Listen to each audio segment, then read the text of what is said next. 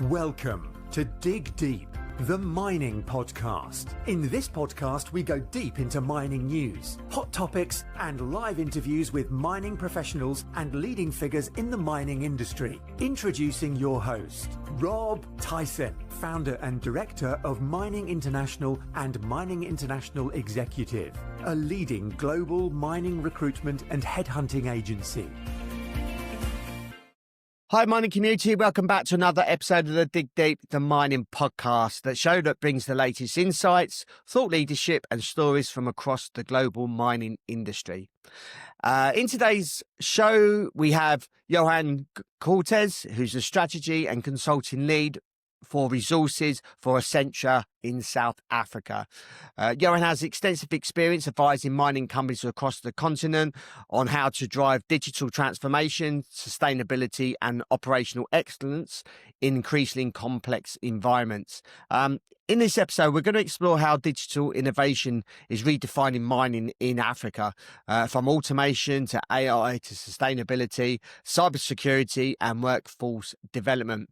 We're also going to look at what's holding the industry back from wider adoption and what Accenture's experience reveals about how to unlock real value from technology investments. So let's get the conversation started and let's get Johan's perspective on how Africa's mining sector can become truly digital, sustainable and future ready. Johan, welcome to the podcast. How are you doing?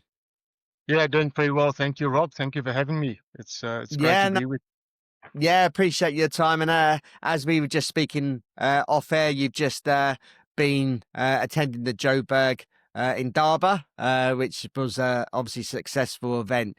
So I wondered if you can just tell us a little bit about yourself, a little bit about your background, how you got into the mining industry, before we go into some questions. Yeah, thank you very much. I'm sort of very much a child of the industry. I grew up in the industry. I started some time ago as an engineering training. I was fortunate enough to have a scholarship through the industry. Started in as an engineering training, worked through a number of different operational roles. All up, I spent about 30 years working in the industry across a variety of operational roles and commercial roles, and then left the industry about 4 years ago and joined a smaller consultancy, and just under 2 years ago joined Accenture. So currently look after all of the consulting in the mining industry for the region that we operate in. But yeah, very much sort of grew up in the industry, cut my teeth in sort of different operational contexts, and now using the platform within Accenture to influence the industry in a slightly different way and at a larger scale, which was really the reason for transitioning into consulting. Right.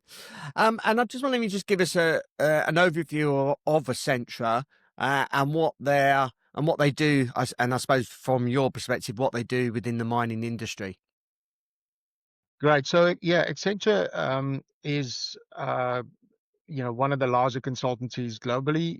We effectively structure our business in three main areas. The first big area is strategy and consulting, which will be akin to what the big four consultancies would do. So we provide strategy, direction, and consulting work to a number of different industries, including natural resources, of which mining is a subset. Obviously, large global company. We are present in most of the continents at the moment, and provide a whole range of services across strategy and consulting. The next big pillar inside of Accenture focuses on technology. So assisting clients with their digital journeys, helping them with laying the foundations for what is required for you to sort of modernize your technology and sort of take it into the future. And we do that alongside quite a wide partnership of ecosystem partners, ranging from IT, OT, and then what we would internally term as hyperscalers, sort of the large global tech firms. We are largely technology agnostic, so we're happy to work with any kind of technology that clients have in place, and we use our own in-house knowledge as well as the ecosystem partners to drive implementation. And then we have a third leg to our business, which is managed services or known as operations, where we actually run parts of um, corporate business on their behalf. So effectively an outsourcing service, also covering a number of different fields from IT outsourcing across supply chain, across accounting, HR services, etc. So that sort of makes up the three legs of our business. Um, and the technology and operations side of our business is probably where we generate a significant chunk of our revenue, but also where a large number of our people are employed. As you can imagine, with the outsourced service, there's a little bit of manpower required to actually make that happen, alongside the tech, obviously. Let's start with digital transformation, and it's often discussed as the future of mining. But the reality is that adoption remains uneven across Africa. From Accenture's experience, what are the biggest misconceptions mining leaders still have about digitalisation, and how can they overcome the hesitation to invest in technology at scale? It's a great question, Rob, and we had an extensive conversation about that at the Joburg Indaba as well. Um, I think maybe starting with I think the theme, which is the future of mining, is it's often thought about as a future project, something that we still need to do, when the reality is that it's something that's here and now, and something that needs to be considered as a sort of present operational necessity, rather than something that we need to do in the future, or some transformation that we will still need to go through, because the technology is moving ahead. Um, the sort of the know-how outside of the industry is rapidly increasing, and as an industry, we'll need to grab hold of that opportunity. I think the second big misconception is that with any of technology implementations, that what is required is a complete overhaul of the organization. So transformation at a massive scale, and that we have to replace all of our existing systems. We have to rip out all of the old wiring, and we have to sort of bring lots of new things in at the same time. It actually is much more of a journey of phased integration over a period of time, um, and identifying the right projects, pursuing value, which is really what organizations are after, um, and then do this as a phased implementation over time. Um, and the third one probably is, I think, the fact that, or the consideration that technology raises costs of the implementation before it actually yields value. And that, as I'm spending all of this money to upgrade systems, to improve technology, I'm actually not getting a return on that investment. Um, the reality is very different, though, because with technology, if you use AI or automation, or some of the sort of newer technologies, there are already value to be extracted. If you think about things like process control systems, you think about predictive maintenance, that can reduce downtime, it reduces energy costs. So there's an immediate payback on the investment in that technology. Um, that there's obviously some legacy system considerations. I think the complexity around that is probably overestimated. Um, and, you know, people often look at the infrastructure and say, oh, we have to do such major upgrades to the infrastructure, and that's going to just be very complex to do, or we don't have the right capital. And the reality is, if you pursue high value projects, you can yield immediate returns, while at the same time you do the upgrade to your systems, you do the upgrade to your technologies. These days, also, upgrade to technology is far simpler than it used to be, just because of the way programming is done. Um, and you know, finding those high value projects, partnering with the right ecosystem partners, or even with the manufacturers of your equipment, just to help you get through that initial transition. And then at the same time, you get transfer of skills, you get an increase in the know-how of your people, who can then run with your projects going forward. So I think, yeah, there are a lot of misconceptions, I think, but there is immediate value to be gained from it. But you've got to think about it and doing it in phases. It's not a entire system overhaul necessarily, as people would have perceived it, or maybe as tech implementations used to be. With Africa holding some of the world's most critical minerals for the global energy transition, how can mining companies on the continent balance rising international demand with local imperative for sustainability, inclusive growth? And where does digital innovation make that biggest difference? Yeah, it's an interesting conversation in the African context. I mean, there's incredible mineral wealth in Africa. If you think about lithium, cobalt, copper, manganese, um, all of which sort of creates the cornerstone for the global energy transition. The interesting statement that's often made around critical minerals in the African context is critical to whom? Because there is an external view on technology, but then there's a local social development responsibility that's also required. And I think the answer lies in an approach that balances both to drive the expansion of mineral growth, but at the same time take into consideration, what would be required to establish a sustainable industry for that particular country or region. And I mean, there's already been great examples of how minerals were discovered and how a lot of that wealth eventually ended up being exported from those different jurisdictions. But equally, globally, there are great examples of where a lot of that wealth benefited the communities, benefited the immediate environment. So I think it's balancing the two. There's a lot of great technology which can immediately be used already, that can already help with the transparency, driving the efficiencies across that particular industry, so that by the time the industry starts up, it's immediately competitive globally, and that you don't have this long lag of the starting up of the industry where it really just struggles to compete globally.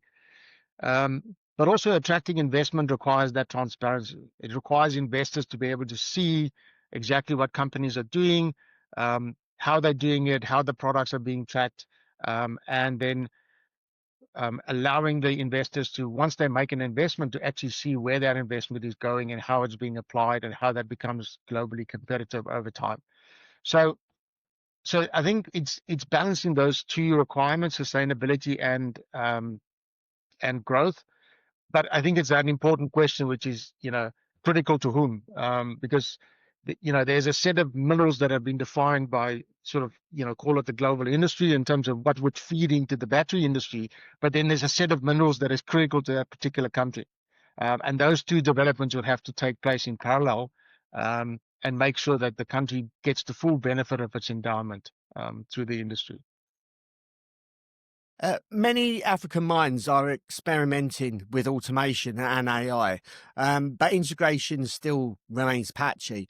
What are the most practical first steps for miners who want to move beyond pilot projects and embed digital technologies into their core operations?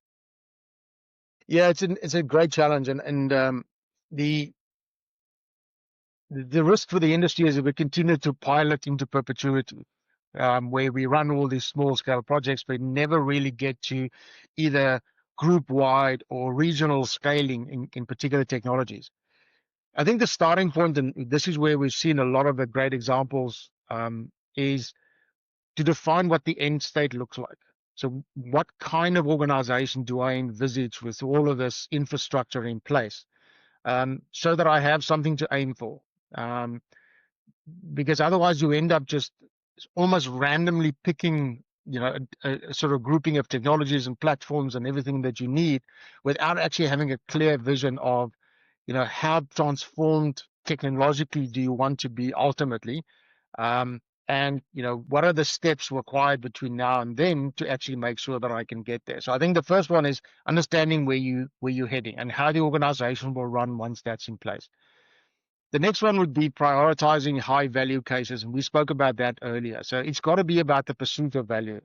Find the areas where there's going to be improvement, find the areas where there's going to be immediate benefit to the organization, because I think that helps with building momentum around the organization. The third big one I'd say is invest in foundations that looks after your data. look at the interoperability of systems, look at cloud platforms, look at analytics pipelines. So we don't create these silos in the organization where everyone's trying to do their own thing around data, and that I have one common pool where I can draw data from if I want to drive advanced analytics, etc. And then I think the fourth most important one is drive capability building. Get people up to speed, ensure that your operators and technicians and everyone co-owns these solutions as you implement them. And then so that ultimately we can drive an alignment between where our people capability is, what processes are requirement to generate value, and what are the platforms that we are using, rather than just focusing on the technology itself and leaving everything else sort of behind. There's growing pressure for mining houses to show measurable progress on sustainability and ESG goals. Yet many executives argue this adds costs and complexity. How can technology, data, and analytics help mining companies turn sustainability into driver for profitability rather than a compliance exercise? Yeah. I think the key word here is transparency. And one of the benefits of technology transformation is it enables mines to make sustainability measurable and then ultimately profitable.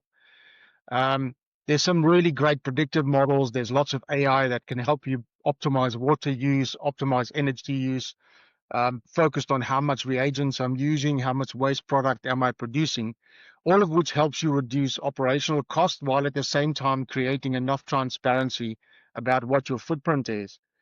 And there's also some great tools about simulating in advance of actually running a process to make sure that I can optimize the process before I even run it. So if you think about digital twins and a few other examples, at the same time, if you think about demand side management on energy, you can sort of predict what your demand is going to look like, and then you can actually run your systems accordingly. But it all comes back to transparency because it builds trust with regulators, with investors, and the more the investors and regulators can see exactly what you're doing, the more confident they become that there's actual progress and they can actually see the progress being measured. So in short, the more the mine knows through its data, the less it wastes. And if you have sustainability, which is powered by this technology, you strike this balance between investor confidence on the one hand, where they have complete transparency into your operations, but because you're actually measuring, you can actually improve as a consequence of that as well. So that's sort of the benefit that you get with having good data, good measurement, predictive analytics. You're starting to sort of have a look at the future, so that you can start anticipating what is going to happen and actually take actions in advance to that particular process running or particular process being implemented. So there is benefit in that transparency, both from a sustainability point of view, but also from an efficiency improvement point of view. Cybersecurity and skill shortages are emerging as two of the biggest barriers to digital transformation in mining. How can African mining companies, often operating obviously in remote areas and resource-limited environments, realistically strengthen these capabilities without derailing operational priorities? Yeah, it's an interesting set of twin challenges, I think, that the industry is facing at the moment, where you have this almost digital scarcity of the amount of resources being capable to run your business is getting fewer, while at the same time you have this exposure to a world that's becoming increasingly connected. And particularly around the operating technology environment, where you're starting to see more cloud-based services, you're starting to see more connectivity between the operating technologies. There's a couple of very practical strategies. One is making sure that you have enough segmentation between your networks so that if you get a problem in one, you can actually contain it. Allow that there's enough, it's referred to as tiered access, so that people only have access to the area where they need to actually work. There's some really advanced cyber monitoring, which you can already do. You can also partner with equipment manufacturers because they have the same challenges, and system integrators have the same challenges, and they can actually help you with managing some of that.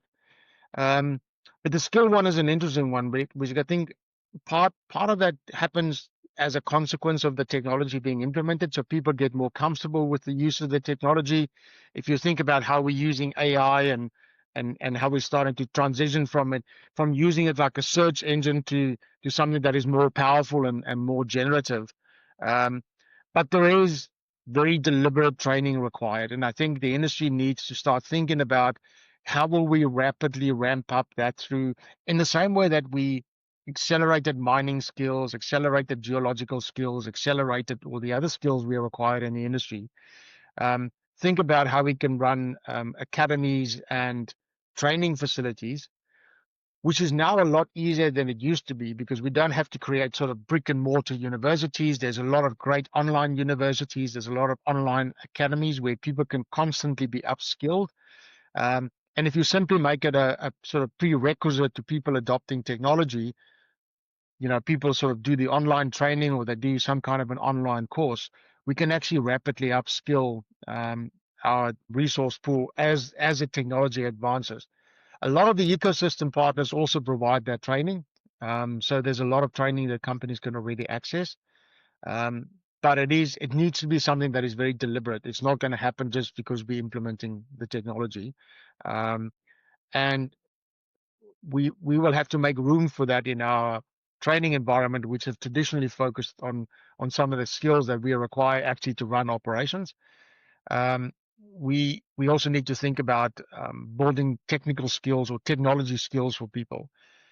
I think the other challenge that is certainly becoming a more relevant conversation at the moment is, do all those resources have to be on site, or can I actually do remote support of that work from a jurisdiction or a location where I have more access to that skill set? And so you'll see a lot of operations are starting to think about which of my services can I locate in some major hubs and centers where I can have access to those skills, versus what are the critical skills required on the ground at the asset that I need sort of hands-on people for. So being smart about how we place our skills, but at the same time upskilling the workforce, I think would be the sort of the two critical things we need to do going forward. And lastly, Accenture has worked closely with obviously many mining clients across Africa. What lessons or success stories stand out? And what can other markets across obviously the continent learn from some of these examples in building digital enabled, future ready mining operations?